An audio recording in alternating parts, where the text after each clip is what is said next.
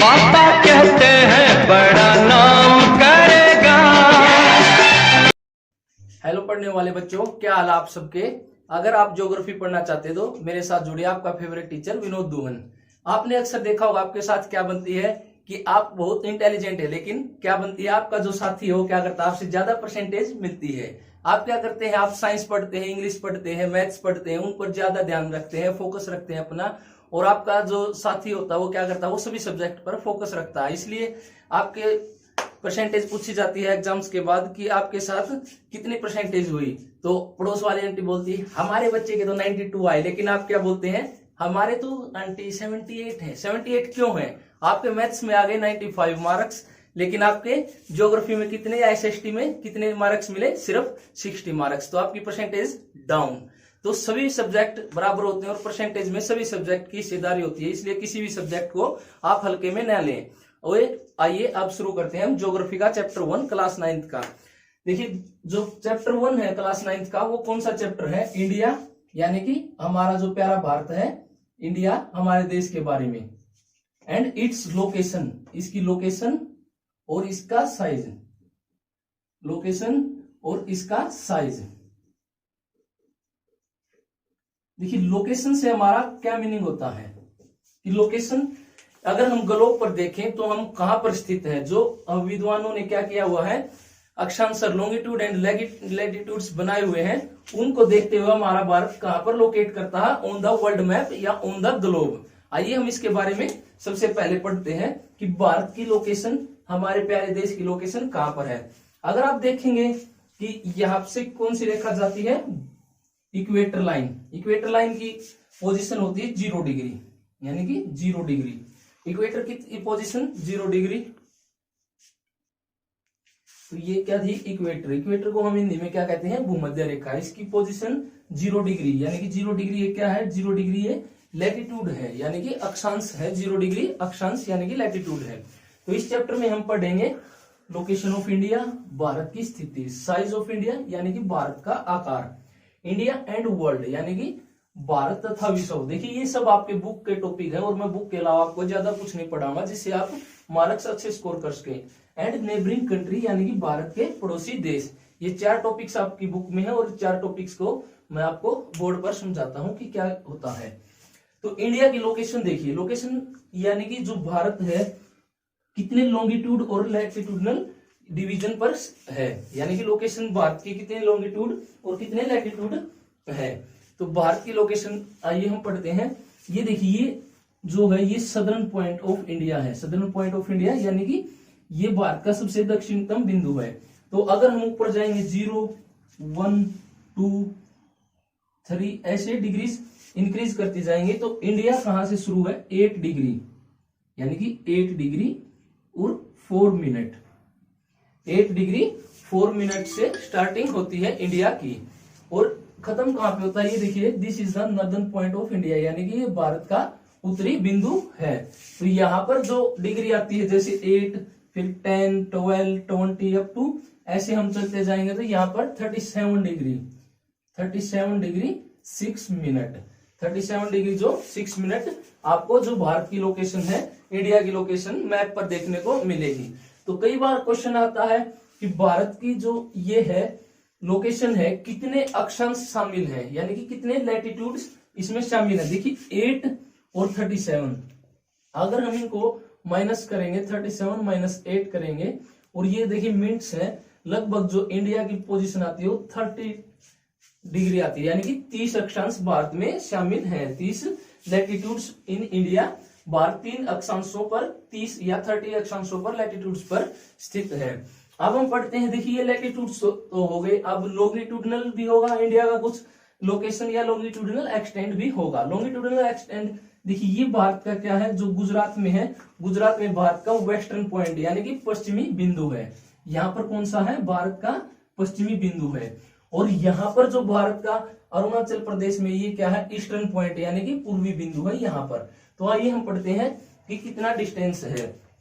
जो भारत का पूर्वी बिंदु है या पश्चिमी बिंदु है, ये भी 30 डिग्री ही इनमें डिफरेंस आपको देखने को मिलेगा। 30 डिग्री यानी कि 30 ही भारत में लैटिट्यूड्स पाए जाते हैं, लॉन्गिट्यूड्स भी 30 और लैटिट्यूड्स भी 30 पाए जाते हैं।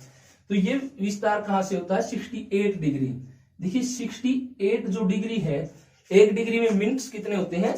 तो 1 डिग्री में 1 degree is equal to 60 minutes भी होते हैं। इसलिए जो ये मिनट्स आपको लिखे गए हैं ये बताए जाते हैं एग्जैक्ट लोकेशन के लिए। किस चीज के लिए? एग्जैक्ट लोकेशन के लिए ये आपको बताए जाते हैं। तो 68 डिग्री, तो भारत का जो वेस्टर्न पॉइंट है 68 डिग्री 7 मिनट्स आपको मिला, या भारत का 68 डिग्री 7 मिनट जो है वेस्टर्न पॉइंट यानी कि पश्चिमी बिंदु है। अब हम बात करते हैं पूर्वी बिंदु यानी कि ईस्टर्न पॉइंट। ये कहां पर लाइज करता है?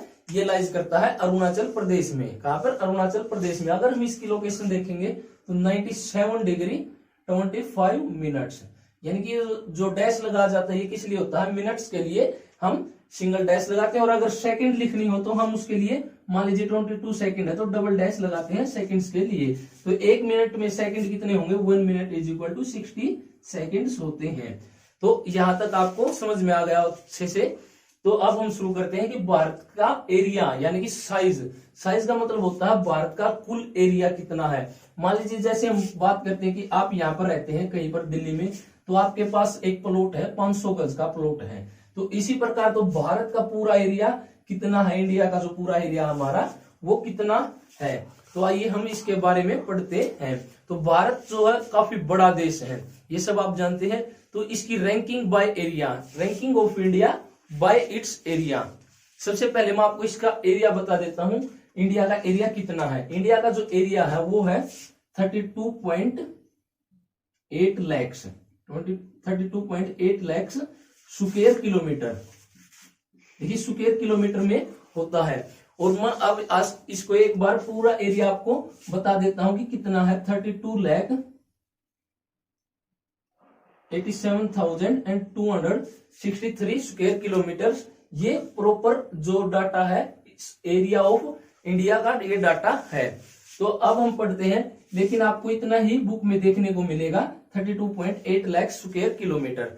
तो अब हम शुरू करते हैं कि भारत का एरिया तो इतना होगा। अब इसकी रैंकिंग देखते हैं कि वर्ल्ड में इसकी रैंकिंग कितनी, यानी कि सबसे बड़ा देश, फिर उससे छोटा, फिर उससे छोटा। तो इंडिया की रैंकिंग क्या होगी? Bye it's area. एरिया के अकॉर्डिंग इंडिया की रैंकिंग है जो 7th रैंकिंग है। कौन सी रैंकिंग है? 7th रैंकिंग है। यानी कि जो भारत विश्व का 7वां सबसे बड़ा देश है बाय एरिया, इसके क्षेत्रफल की दृष्टि से।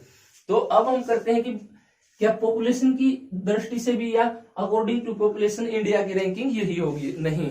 तो अकॉर्डिंग टू पॉपुलेशन इंडिया की रैंकिंग जो है 2nd है। कौन सी रैंकिंग है? 2nd रैंकिंग बाय पॉपुलेशन, यानी कि हमारे देश में बहुत ज्यादा पॉपुलेशन रहती है। और बाय एरिया 7th रैंकिंग इसकी थी। तो बाय एरिया कितनी थी? 7th रैंकिंग थी। तो आपको अच्छे से समझ में आ गया कि भारत कितना बड़ा देश है और इसकी रैंकिंग क्या है वर्ल्ड में, बाय एरिया और बाय द पॉपुलेशन।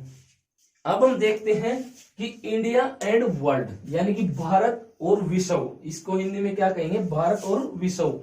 देखिए जो भारत और विश्व, हम आपको एक छोटा सा मैप बना के दिखाता हूं ग्लोब का। तो हम क्या समझने वाले थे? ग्लोब। अब हम करते हैं कि भारत की ग्लोब पर क्या पोजीशन है या किस हेमिस्फीयर में है। देखिए ये मैंने आपके सामने बना दिया ग्लोब। ग्लोब के बारे में आप पहले भी जानते हैं और आपने भूमध्य रेखा के बारे में रीड किया हुआ कि एक जो ग्लोब के 2 भागों में बांटती है या विश्व के 2 भागों में बांटती है, ये इक्वेटर लाइन कहलाती है। इक्वेटर लाइन होती है 0 डिग्री लैटिट्यूड या 0 डिग्री अक्षांश।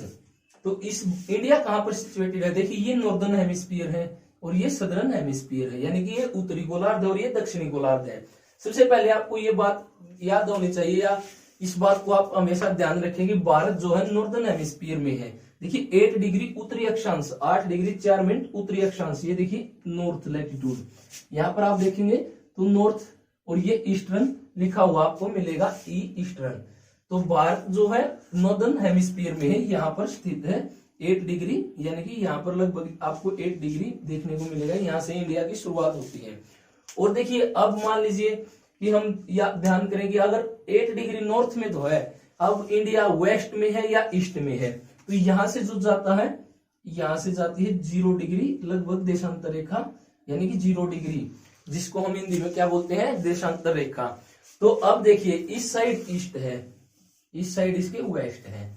तो इंडिया किस साइड सिचुएशन है, या इंडिया की location on the world map या ग्लोब कहां पर है, ईस्ट, यानी कि कहां पर है, ईस्ट, यानी कि पूर्व में है। और भारत को क्या कहा जाता है, पूर्वी देशांतरों में आता है। तो वर्ल्ड में इंडिया की लोकेशन कहां पर है, पूर्वी देशांतरों पर पाई जाती है, और ईस्टर्न लैटिट्यूड्स या लॉन्गिट्यूड्स में होता है, और नॉर्दर्न हेमिस्फीयर में है। तो यहां तक आप अच्छे से समझ गए होंगे कि भारत का विश्व के साथ क्या संबंध है। अब हम देखते हैं कि भारत का किस महासागर से लगता है, किस सी से लगता है। देखिए ये कौन सा सी है जो भारत का, ये इसको बोलते हैं प्रायद्वीपीय भारत या पेनिसुलर इंडिया, यानी कि जो यहाँ से नीचे जहां से समुद्र भारत को लगता है, इसको क्या बोलते हैं, पेनिसुलर इंडिया या प्रायद्वीपीय भारत।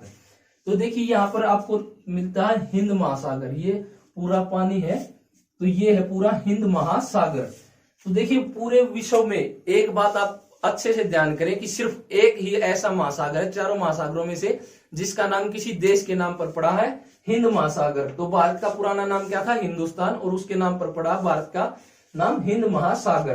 तो हिंद महासागर क्यों पड़ा, क्योंकि भारत जो है 3 तरफ से हिंद महासागर से घिरा हुआ है, और ये हिंद महासागर में पश्चिम, पूर्व और दक्षिण 3 दिशाओं में जा सकते हैं। हम अपने समुद्री जहाज लेकर हम तीनों दिशाओं में जा सकते हैं, इसलिए इसका नाम जो हिंद महासागर पड़ा। और जैसी स्थिति भारत की है हिंद महासागर में, किसी अन्य देश की आपको देखने को नहीं मिलेगी। तो कैसी स्थिति है, बिल्कुल बहुत ही अच्छी कंडीशंस हैं। तो अब हम पढ़ रहे थे कि हिंद महासागर। अब भारत की सीमाओं की बात करते हैं, यानी कि बाउंड्रीज की, बाउंड्रीज ऑफ इंडिया।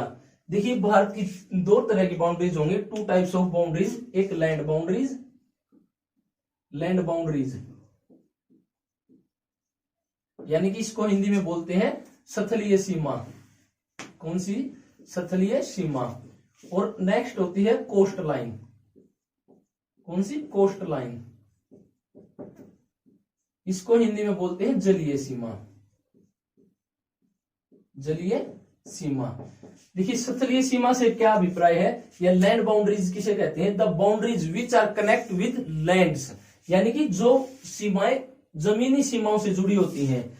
यानी कि जो ये भारत है, देखिए यहां से तो भारत किस चीज से जुड़ा हुआ है, इंडिया तो जुड़ा हुआ है वो समुद्र से जुड़ा हुआ है, लेकिन जो ये एरिया है इंडिया का, ये किस चीज से जुड़ा हुआ, जमीन से जुड़ा हुआ है। तो भारत की जमीनी जो बाउंड्री है या लैंड बाउंड्री, वो कितनी किलोमीटर तक है, 15,200 किलोमीटर, यानी कि 15,200 किलोमीटर तक जो लैंड बाउंड्री यानी कि स्थलीय सीमा भारत की पाई जाती है। कितनी पाई जाती है, 15,200 किलोमीटर। अब हम बात करते हैं कोस्ट लाइन की। देखिए भारत की ये क्या है, यहां से शुरू हो जाती है, इसको कोस्ट लाइन यानी कि जलीय सीमा बोलते हैं, और यहां तक चली जाती है। आप कोस्ट लाइंस में एक बात ध्यान रखें और अच्छे से ध्यान में रखें कि यहाँ पर क्या है, भारत के लक्षद्वीप समूह, यहाँ पर क्या पाए जाते हैं, लक्षद्वीप समूह, और यहाँ पर जो बंगाल की खाड़ी में अंडमान निकोबार द्वीप समूह, इन सब की सीमाओं को मिलाकर ही भारत की जो जलीय सीमा या कोस्ट लाइन की लंबाई निकाली गई है, इनकी जो बाउंड्री निकाली गई है। देखिए ये छोटे छोटे हैं, इनकी जो बाउंड्री है, और जो ये अंडमान निकोबार द्वीप समूह इसकी जो बाउंड्री है, तो इसकी टोटल लंबाई कितनी है, 7516.6 किलोमीटर, यानी कि 7516 किलोमीटर पाई जाती है। जो भारत की जलीय सीमा है उसकी लंबाई 7516 किलोमीटर पाई जाती है। अब हम चेक करेंगे कि भारत की बाउंड्री जो है कितने देशों से लगती है और कौन कौन से भारत के पड़ोसी देश हैं। देखिए आप सब जानते हैं कि भारत का एक सबसे प्रमुख देश है जिसके साथ भारत के हमेशा झगड़े होते रहते हैं, पाकिस्तान। तो वो कहां पर है, यहाँ पर कौन सा देश पाया जाता है, पाकिस्तान। और भारत इसके साथ जलीय सीमा और स्थलीय सीमा दोनों सीमा साझा करता है। स्थलीय सीमा तो देखिए ये यहाँ से लगती है, और अगर हम यहाँ पर जाएंगे गुजरात के पास, तो यहाँ से ऐसे है कुछ पाकिस्तान, तो उसके साथ हमारी जलीय सीमा भी लगती है, या कोस्ट लाइंस भी हम शेयर करते हैं। तो इसके ऊपर बिल्कुल थोड़ा वर्ल्ड मैप में देखोगे आप, यहाँ पे अफगानिस्तान जम्मू कश्मीर में टच करता है, लेकिन अभी वो कहां पर है, पीओके, पाकिस्तान ऑक्यूपाइड कश्मीर, यानी कि पाकिस्तान अधिकृत कश्मीर में ये सीमा रेखा मिलती है, लेकिन ये लगती किससे है, भारत से है। इस साइड यहाँ पर बहुत बड़ा देश चाइना, या चीन के साथ हम अपनी बाउंड्री शेयर करते हैं। फिर आते हैं, ये देश कौन सा है? यहाँ पर एक देश आपको देखने को मिलेगा, नेपाल। नेपाल। मैं आप सबको ये बातें इसलिए बता रहा हूं मैप के द्वारा, क्योंकि जो SST, तो हम नेपाल की बात कर रहे थे, तो भारत किसके साथ यहाँ पर एक देश है नेपाल। बहुत ही अच्छा देश है, बहुत ही सुंदर देश है, पहाड़ियों का पूरा देश है। तो पहाड़ियों का देश है, ये हम अगले चैप्टर में आपको पढ़ेगा, फिजिकल फीचर्स ऑफ इंडिया में। यहाँ पर कौन सा देश लगता है? देखिए, जो सिक्किम है, यहां तक नेपाल है, और सिक्किम के इस साइड एक छोटा सा देश है भूटान। कौन सा देश है? भूटान। तो भूटान देश के साथ भी भारत की सीमा लगती है। भूटान के बाद जो ये देश है, देखिए ऑलमोस्ट इसका मैप इंडिया जैसा आपको देखने को मिलेगा। यहाँ पर जो देश है ये है बांग्लादेश। कौन सा देश है? बांग्लादेश। यानी कि यहाँ पर स्पेलिंग नहीं आएगी, मैं आपको बता देता हूँ कि ये कौन सा देश है। बांग्लादेश के साथ भी हमारी सीमा लगती है। और एक बात आप ध्यान में रखना कि भारत की जो सबसे लंबी सीमा है वो किस देश के साथ लगती है? बांग्लादेश के साथ लगती है, क्योंकि ये तीन ओर से, देखिए इस साइड से तीनों ओर से भारत द्वारा घेरा गया है। और पहले ये भारत का हिस्सा था, बाद में ये अलग देश बना है, बांग्लादेश। तो यहाँ पर एक और कंट्री है, बर्मा कंट्री। कौन सी कंट्री है? बर्मा। इसके साथ भी भारत की सीमा लगती है। कौन सी कंट्री के साथ? बर्मा देश के साथ।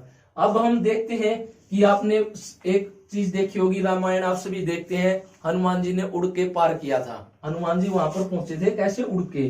तो वो कहां पर है? ये जो कंट्री ये है श्रीलंका। यहाँ पर आपको बहुत पुराने देशों में ये है श्रीलंका। तो श्रीलंका आप काफी पुराने समय से पढ़ते आ रहे हैं श्रीलंका के बारे में। और भारत की कौन सी सीमा लगती है इसके साथ? जलीय सीमा। क्यों? क्योंकि रामायण में एक बहुत भयंकर मोड़ आया था कि श्रीलंका तक कौन पहुंचेगा और कैसे पहुंचेगा। और लॉकडाउन में आपने रामायण को अच्छे से देखा है। तो हनुमान जी यहाँ से उड़कर गए थे। और यहाँ पर देखिए, आपको मैप में देखोगे तो ऐसे लाइन सी मिलेगी डॉट डॉट की। तो इसे क्या कहते हैं? इसको कहा जाता है राम सेतु, कि ये जो पुल है, लेकिन रियल में ये एक परवाल भित्ति का बना हुआ पुल है।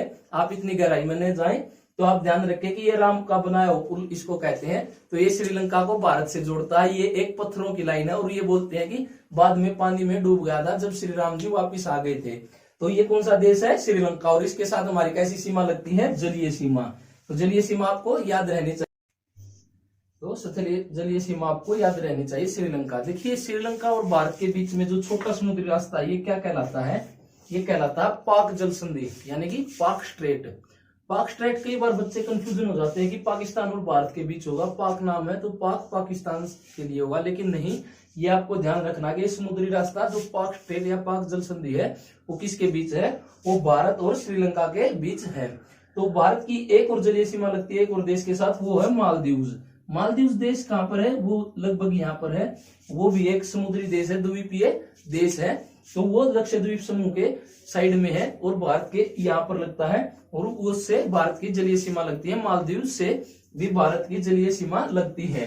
तो हमारा ये चैप्टर आज कंप्लीट होता है और हम वीडियो खत्म करते हैं दोस्तों। तो अच्छे से ध्यान दें। और अगर आपको एक बात फिर से ध्यान रखें, अगर परसेंटेज में अप रहना है तो हमेशा क्या करें? सभी सब्जेक्ट्स पर बराबर ध्यान दें, सभी सब्जेक्ट को अच्छे से पढ़ें। Okay, thank you.